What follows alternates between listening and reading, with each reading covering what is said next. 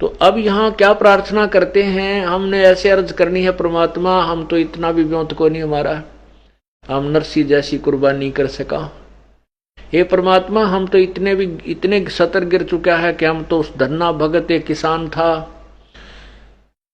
और वो किसान बीज बीजने जाता है, किसान कभी भी बीज दान नहीं कर सकता, वो चाहे उसके सारा कुछ दान करवा ले।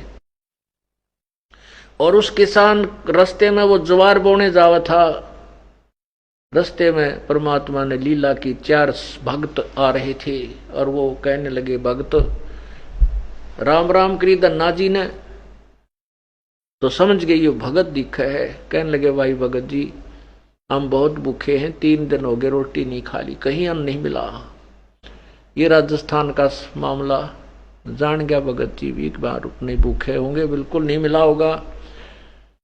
तो उसने कहा, भाई मेरे पास ये ज्वार है, ये बीज ये ले लो। तो भूखे मरे थे, जब वह खागे धकागे भीतर ने नोकी न सूखी, तो जब सारा उन चारों ने वो दड़ी 2 दड़ी पक्की ज्वार खा ली।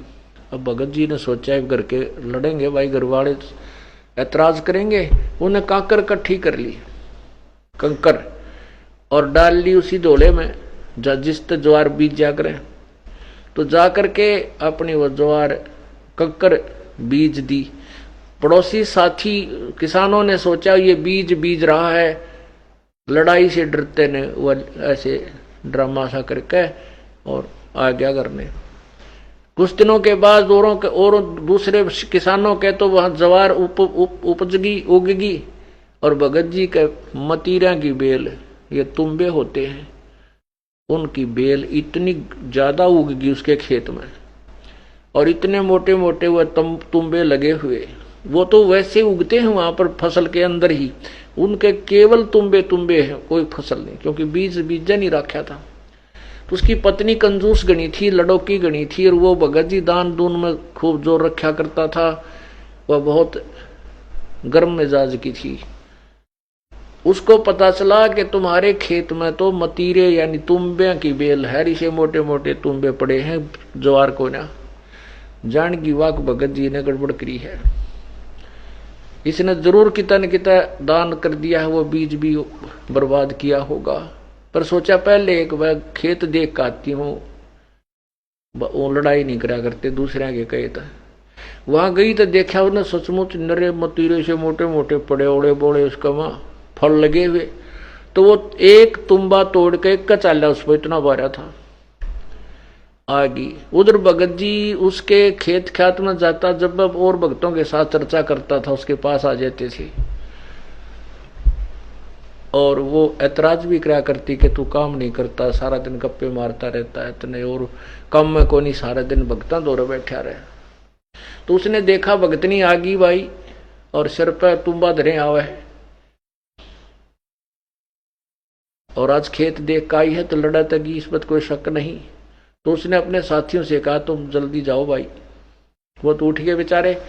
तो वह आई गर्म हो रही थी, उसने कहने लगी, जी खेत में ज्वार बोक आए थे। वो के उत्तर दे, बोलिया को नहीं नू कर दी नाट। कहने लगा कहाँ गई, वो बीज लेके गया था खेत में, तो ज्वार नहीं बो रखी हो, तो तुम्बे पड़े देख, ये तेरे ये बच्चे का तेरे को खाएंगे। ऐसे वो सिर पे रखा हुआ था, नो का नो भगत जी के सिर में ठोक्या, सिर में मारना चाहा, भगत जी थोड़ी सी सरक गया एक तरफ ना, और वो तुम्बा जो था बारी था वो एकदम जमीन पर लग कर फट गया। तो उसमें तो एक दड़ी यानी 5 किलो पक्की ज्वार पीसना करी करा, यानी स्वच्छ ज्वार निकली। अब वह भगतनी एक बार तो भगत जी की तरफ देख रही है, जो ऐसे करके दूसरे आक्रमण की बाट देखा था के करेगी या, और कभी उस ज्वार की तरफ देख रहा है कि ये ज्वार, वो देख रही है कि ज्वार कितना है इस वतीरे में।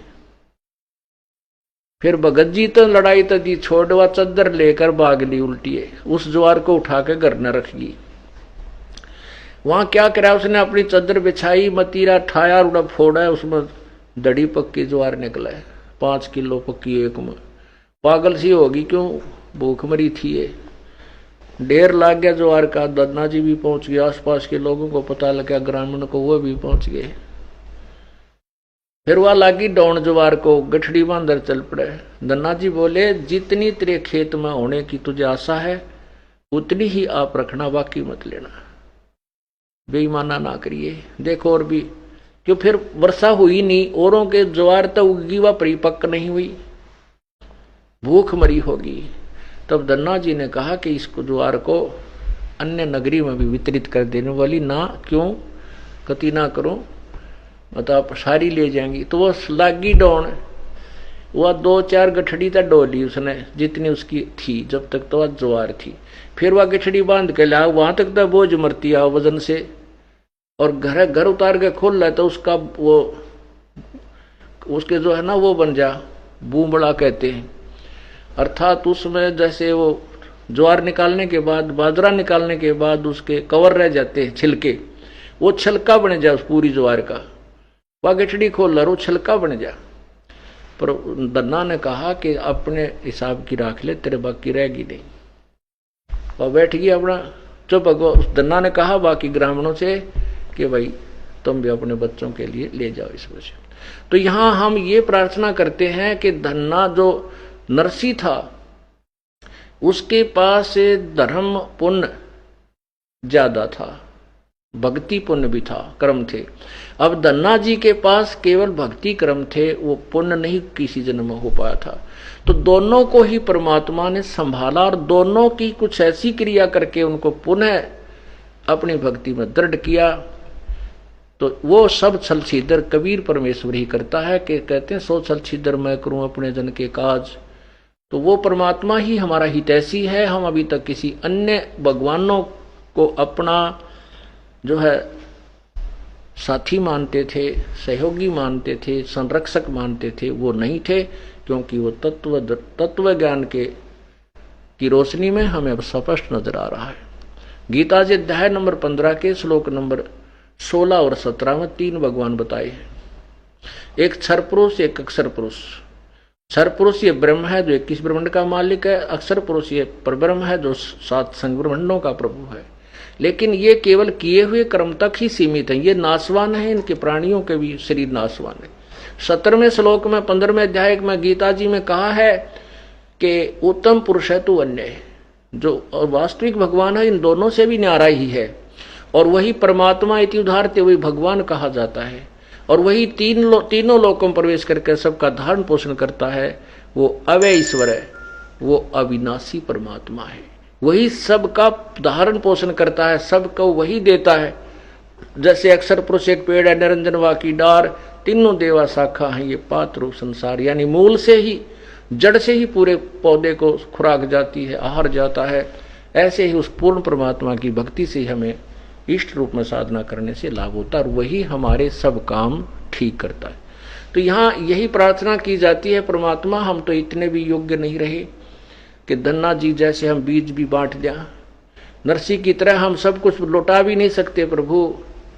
हम तुच्छ आत्माओं को तो आपने जैसे उचित लगे ऐसे ही सुधार करना होगा। आप हमें अपनी भिक्षा की भीख अवश्य दे दें। बोलो सतगुरुदेव की जय, बोलो सतगुरुदेव की जय हो।